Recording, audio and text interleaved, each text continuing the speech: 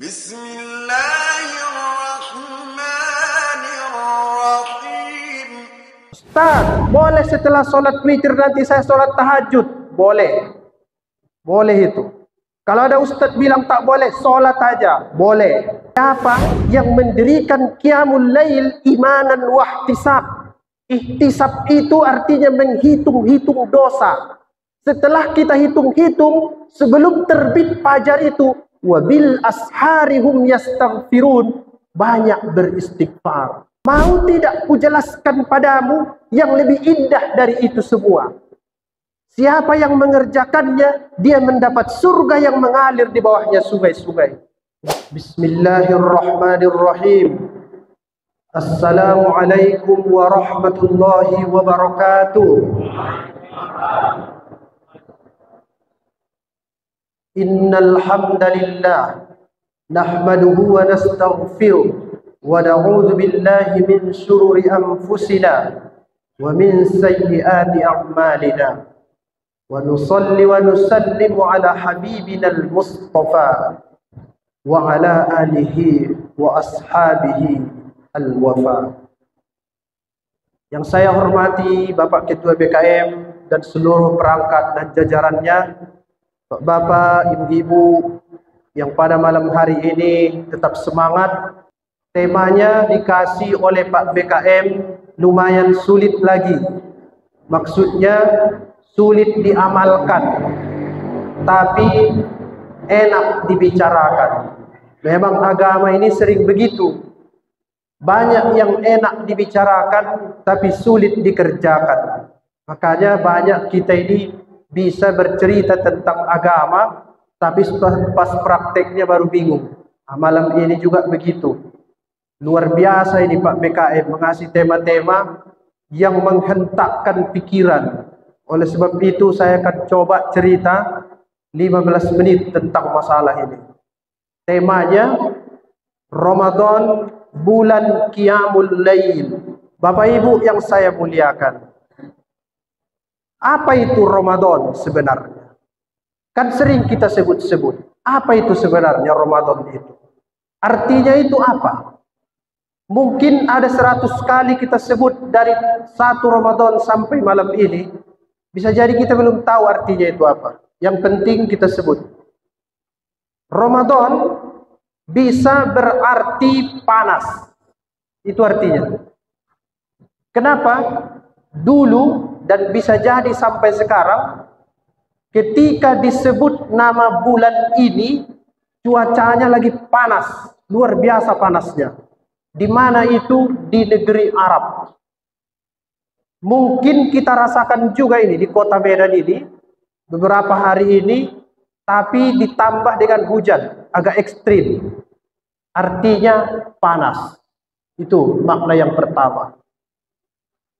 Yang kedua, bisa juga artinya kering. Kering. Nah, menurut sebagian pakar bahasa, apa itu yang kering? Ini, tenggorokan kita ini kering dia. Kenapa kering? Sebabnya ada dua. Bisa jadi karena sedang puasa, bisa jadi juga karena cuaca yang panas itu tadi. Makanya disebut dia kering. Dua. Ada makna yang ketiga. Saya lebih setuju yang nomor 3 ini. Maknanya itu latihan atau mengasah. Yang dua itu. Latihan atau mengasah. Kenapa begitu Ustaz? Dulu, kalau masyarakat Arab itu mau berburu di bulan selanjutnya setelah Ramadan, bulan Syawal, dia asah dulu parangnya, alat-alatnya di bulan Ramadan. Dari situlah lahir kata mengasah.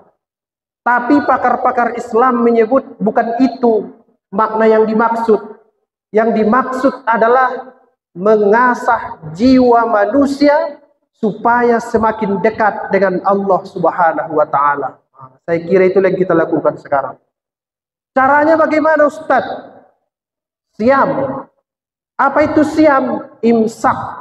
Apa itu imsak? Menahan. Apa yang ditahan? Paling tidak ada 3. tahan makan, tahan minum, tahan jangan banyak bicara. Kalau itu dilakukan, insya Allah manusia itu sedang berlatih dan mengasah dirinya supaya dekat dengan Allah Subhanahu wa Ta'ala. Karena memang itulah masalah manusia ini selalu. Gara-gara perut lapar, mau itu nikam. Namanya preman lontong, ada itu. Marah-marah dia. Gara-gara kehausan, mau juga dia ngamuk-ngamuk. Diambilnya minum orang, ribut. Dan gara-gara banyak bicara, bisa tersinggung orang, bisa bunuh-bunuhan. Apalagi sekarang ini, lagi musim. Nah, kalau begitu, kalau yang tiga ini bisa ditahan manusia, dia disebut dengan mengasah atau melatih dirinya. Saya yakin kita ini Bapak Ibu yang rajin tarawih ini, kita ikutlah itu orang yang mengasah diri. Nanti setelah ini selesai, barulah kita baca doa taqabbalallahu minna wa minkum. Mudah-mudahan Allah menerima amal kita selama bulan Ramadan yang mengasah dan melatih diri itu. Itu yang diucapkan. Yang lainnya itu bunga-bunga khas Indonesia. Halal bihalal Indonesia. Minal aidin wal faizin Indonesia. Salam-salaman Indonesia. Pakai baju baru Indonesia. Beli sirup Indonesia, pulang kampung Indonesia, pokoknya itu lain-lain lah. Tapi yang jelas, salah satu doa yang disepakati setelah bulan Ramadan, taqabbalallahu minna wa minkum. Itu yang pernah diucapkan Nabi Muhammad SAW. Berarti yang lainnya tak boleh, Ustaz? Boleh. Boleh saja. Kalau ada Ustaz bilang tak boleh, biar aja, ucapkan aja, tak apa-apa itu. Itu Ramadan. Apa Ustaz ciri khas Ramadan itu? Ini dia. Mungkin sudah ratusan kali didengar. Karena temanya dikasih, saya baca hadisnya lagi. Diriwayatkan Imam Bukhari dan Muslim. Man qama Ramadana imanan wa ihtisaban ghufira lahu ma taqaddama min dzambi. Barang siapa yang mendirikan malam, biasanya kalau disebut mendirikan malam maksudnya itu qiyamul lail. Apa itu Ustaz qiyamul lail? Qiyam artinya berdiri. Lail artinya malam. Berdiri di malam hari. Iya, maksudnya itu apa? Salat di malam hari. Itu maksud qiyamul lail. Paling tidak kalau kita buka kitab-kitab tafsir, ada 3 salat yang dikerjakan di malam hari di bulan Ramadan ini. 1, salat tarawih. Namanya qiyamul lail. Apalagi salat witir. Apalagi salat tahajud. Ustaz, boleh setelah salat witir nanti saya salat tahajud? Boleh. Boleh itu. Kalau ada ustaz bilang tak boleh, salat aja. Boleh. Boleh itu. Jangan nanti setelah dia witir di sini, kenapa kamu tak salat tahajud selama Ramadan ini? Sudah witir tadi di masjid jami. Tak boleh lagi kata. Boleh, silahkan. Setelah witir di masjid, masih boleh tahajud di rumah. Masih boleh itu. Bapak, ibu-ibu yang saya muliakan. Setelah kita lakukan qiyamul lail, kita akan sadar bahwa banyak keistimewaan dalam agama ini yang terjadi di malam hari. Dan itu sering kita lupakan. Kenapa di malam hari? Karena di malam hari, jiwa itu lebih khusyuk. Tidak banyak gangguan. Orang lagi tidur. Kita nggak dengar suara skater. Tidak dengar suara Mobile Legend. Tidak dengar suara TikTok. Karena pemainnya lagi bobok semuanya. Kita bisa fokus. Itu sebabnya banyak kejadian di malam hari di agama yang luar biasa. Yang baru kita lewati. Subhanalladzi asra. Terjadi di malam hari. Apalagi dulu Nabi Musa alaihissalam dipanggil oleh Allah Subhanahu wa Ta'ala untuk mendapat wahyu malam hari. Pernah juga bertemu dengan Allah dan di situ dia melihat api pada malam hari. Apalagi menurut sebagian pakar nuzulul Quran yang baru kita lakukan. Oleh sebab itu malam ini dalam pandangan agama istimewa. Puncaknya apa? Ada dua istilah yang sering kita lupakan. Di Al-Quran disebut wabil ashari hum yastaghfirun. Satu lagi wal mustaghfirina bil ashar. Setelah mereka qiyamul lail, setelah mereka salat tarawih, salat witir, salat tahajud, apakah mereka sahur habis itu tidur tinggal salat subuh? Tidak. Ada lagi amalan yang lain. Sebelum tibanya waktu imsak, bukan imsak sirene itu lain lagi ceritanya nanti. Azan subuh. Apa kata Al-Quran? Pada malam hari mereka itu tidurnya sedikit. Kenapa? Karena sebelum terbit fajar mereka itu wabil ashari hum yastaghfirun, mereka beristighfar kepada Allah Subhanahu wa taala. Gimana Pak? Jadi sebelum imsak itu banyak ucapkan istighfar. Itu yang mengiringi qiyamul lail. Kenapa begitu? Hadis yang tadi sebut, siapa yang mendirikan qiyamul lail imanan wahtisab. Ihtisab itu artinya menghitung-hitung dosa. Setelah kita hitung-hitung, sebelum terbit fajar itu, wabil ashari hum yastaghfirun, banyak beristighfar. Coba Pak, diamalkan mulai nanti, pasti siangnya agak lain hidup ini. Beda itu dengan yang tidur setelah subuh, baru bangun jam 10. Lain rasanya nanti. Istighfar. Paling singkat, astaghfirullahalazim. Wabil ashari hum yastaghfirun. Jadi setelah sahur itu, sebelum azan, jangan dulu kemana-mana. Jangan dulu kemana-mana. Istighfar, duduk bertafakur. Itu artinya setelah qiyamul lail ada amalan kita yang khusus.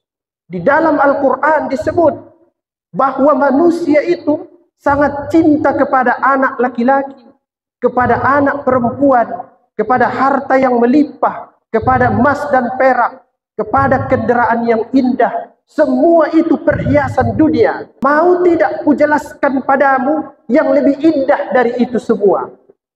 Siapa yang mengerjakannya, dia mendapat surga yang mengalir di bawahnya sungai-sungai. Kemudian dia lanjutkan, mereka itu kalau mau dapat surga itu, yaquluna rabbana innana amanna faghfir lana. Mereka berdoa, wahai Tuhan, kami beriman kepadamu, biarpun kami tidak bertemu dengan Nabi Muhammad, karena ada informasinya dalam Al-Quran. Faghfir lana, ampuni kami.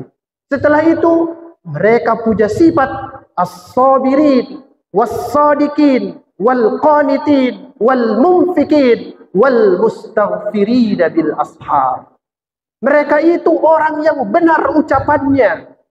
Dia ucapkan kebenaran biarpun orang sakit hati. Yang penting dia ucapkan dengan bijak. Dia tidak halalkan itu minuman keras. Yang penting dia tegas dan istiqomah. Orang yang begitu, kemudian as-sabirin, dan dia sabar menghadapi tantangan hidup. Wal qanitin, dia patuh kepada Tuhan. Wal munfikin, dia bagi sebagian hartanya di jalan Tuhan. Wal mustaghfirina bil ashar, dan mengucapkan istighfar sebelum tiba waktu fajar. Mereka itu mendapat yang lebih indah dari anak-anak, dari istri, harta, kemudian kendaraan yang luar biasa. Bapak Ibu sekalian, mari kita amalkan. Qiyamul lail saya yakin sudah berjalan dengan yang kita lakukan ini. Tapi istighfar sebelum fajar masih sedikit yang mengamalkan itu. Mudah-mudahan judul yang dikasih Pak BKM ini menambah informasi kepada kita dan bisa kita amalkan bahwa ada yang harus kita ihtisab di ujung daripada malam itu. Ucapkan astaghfirullah, astaghfirullah, astaghfirullah. Ya Allah, ampuni dosa-dosaku. Hari ini aku memang puasa, tapi gosipku masih banyak. Hari ini aku memang puasa, tapi iri dengkiku masih banyak. Oleh sebab itu, astaghfirullah, ampuni dosa-dosaku. Inilah Bapak Ibu sekalian, bagian dari qiyamul lail yang bisa kita ketahui dan mudah-mudahan bisa kita amalkan. Mudah-mudahan bermanfaat. Terima kasih dan mohon maaf kepada kita semua kelamaan. Assalamualaikum warahmatullahi wabarakatuh.